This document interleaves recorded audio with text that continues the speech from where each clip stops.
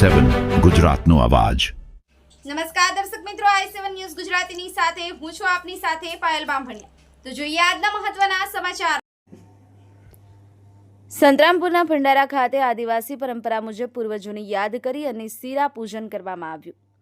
પૂર્વ શિક્ષણ મંત્રી અને સંતરામપુરના ધારાસભ્યએ પરંપરા મુજબ પૂર્વજોને યાદ કરી શીરા પૂજન કર્યું। ડોક્ટર કુબેરભાઈ ડિંડોરે પોતાના વતન ભંડારા ખાતે શીરા પૂજન કર્યું। જિલ્લાના કડાણા અને સંતરામપુર તાલુકામાં ગામે ગામમાં શીરા પૂજન કરવામાં આવ્યું।